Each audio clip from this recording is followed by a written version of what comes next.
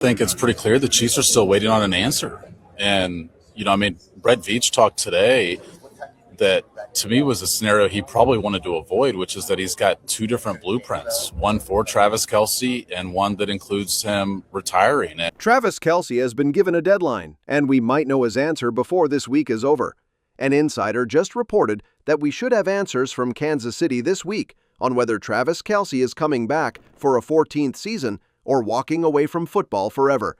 And what the Chiefs are demanding from him before they move forward is the part nobody is talking about. Let's break this down. Well, as an organization, we certainly hope that he will come back. He had another great year. So here's the situation as of right now. Travis Kelce's contract with the Chiefs expired after this past season. He is technically a free agent for the first time in his entire 13-year career. The league's free agent negotiating period opens on March 9th. That's 6 days away.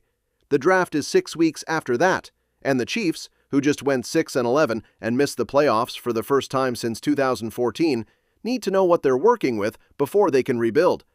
Sources confirm that contract talks have been happening between Travis's team and the front office. The GM said there's been good dialogue and called Travis the best and an icon. It's not your typical, hey, 27-year-old first time at free agency. Travis has done everything. He's accomplished everything. He's about to get married. He's got a lot going on. And so I don't think there's an element of us not trying to, you need some sort of deadline, timeline, but at the same time, it's Travis Kelce. So we've kind of taken a different approach with Travis in the sense that I think, we've kind of prepared for either scenario. And Coach had mentioned on Friday, he's had great dialogue with Travis on our end, myself, Crochet, Travis's crew. We've had some good dialogue there. Travis is the best. He's an icon, and hopefully he comes back, and we'll just kind of let that process play out. But here's the key part. They want to make sure that when there is a decision, he is 1,000% all in. Not 90%, not mostly committed, 1,000%.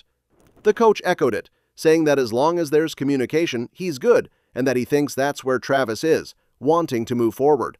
I'm not trying to put words in his mouth at all, and I try to give him some space here. He's been doing this a long time, and he can sort all that out as he goes forward. But we're proceeding with that, and there is communication going on. That's the main thing, Sam. And so I always go, I've said this before to you, just as long as there's communication, I'm good. That means people want to move forward. But here's what makes this week different from every other week of speculation.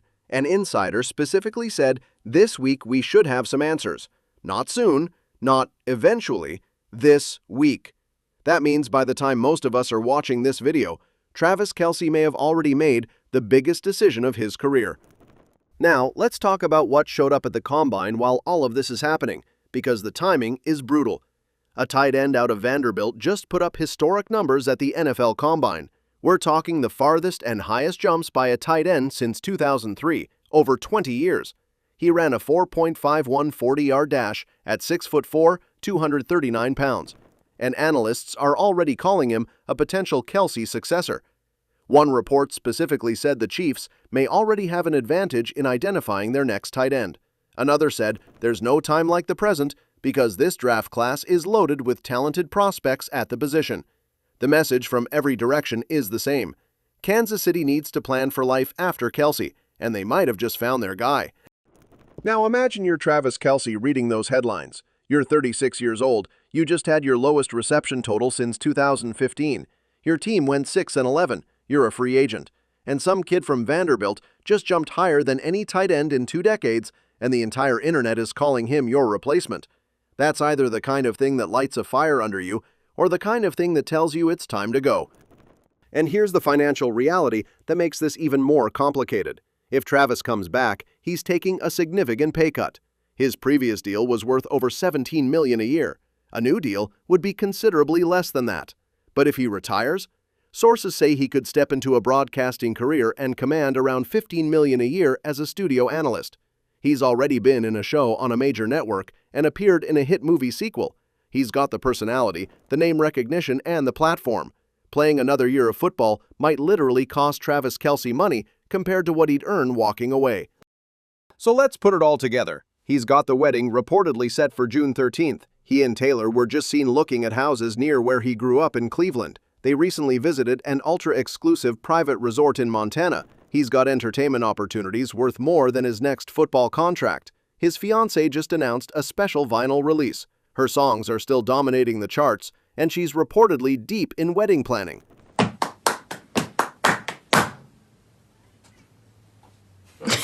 Good job, everyone. Never in my life have I felt so myself.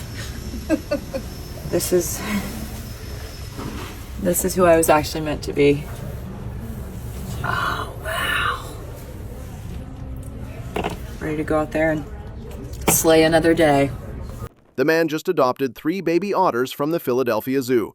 Everything in his life is pointing toward the next chapter, and the only thing holding him to this one is whether or not he wants to put on that helmet one more time. I think, I've talked to a few people in the facility already, having the exit meetings and everything. And they know where I stand, at least right now. And I think there's a lot of love for the game. If my body can heal up and rest up, and I can feel confident that I can go out there and give it another 18, 20, 21 week run, I think I would do it in a heartbeat. But here's why we think he's coming back.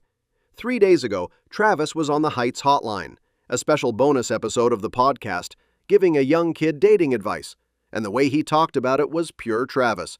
He told the kid to figure out what he likes about the girl, compliment her on it, and just go for it. First, you got to figure out, what do you like about her? Yeah. Like, what do you like about her? You like the way she looks? You like the way she dresses? You like how funny she is? You like how kind she is? And then maybe compliment that. And that will get you in the door, or at least you gauge how she reacts to that. And then that gives you a better understanding of whether or not she would be willing to go out with you. When his brother Jason joked about their dad Ed Kelce's old school advice, find her less attractive friend and befriend her to make the girl jealous, Travis shut it down immediately.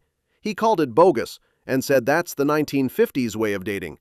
He told the kid to just have the courage and own it, because the worst she can say is no. No, there's no other way around it other than you just gotta do it, man. You just gotta own it. You gotta. I would say, like, there you can do. Gotta have some cojones. I'm gonna give you the old Ed Kelce tipperoo. You find her unattractive friend and you befriend her, and you start making her feel like she's interested. It's so bogus, kid. Do not listen to that advice. That is the 1950s way of dating. And that's the thing. That's not a guy who's mentally checked out of public life. That's a guy who's still showing up, still engaging, still energized by the platform. He talked about being excited to work with the returning offensive coordinator. He talked about wanting to go out on a high note, and going 6-11 isn't that.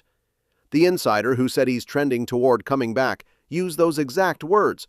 And the coach himself said Travis wants to move forward. The retirement announcement, or the return announcement, could come any day now. The combine replacement is already on tape. The broadcasting offers are already on the table. The wedding is already on the calendar. And the Chiefs are standing there with a simple message. We want you back, but you have to be all in. No half measures. No 1 foot out the door. 1,000% or nothing.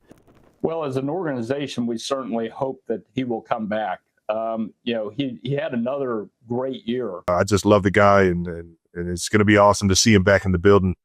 Can't wait to see him back in the building, man. He's one of my favorite coaches of all time.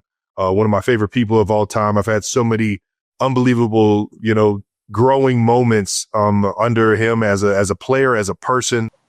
I wouldn't do it. And that's when you're in the front office and you're a head coach, you have to make the honest and sober observation that you want to pay a player for what they're going to do, not what they've done. He is slowing down. I know Jason had some statistics there. There's some really good tight ends in the draft, like Kenyon Sadiq, Max Clare, Michael Trigg, amongst others. If I'm Kansas City, go get the next guy. Honor Travis Kelce for what he's done. This is the biggest week of Travis Kelce's life outside of football, and it might decide everything about his life inside of it too. Whatever he chooses, we'll be here for it. That's all for this video, folks. See you next time.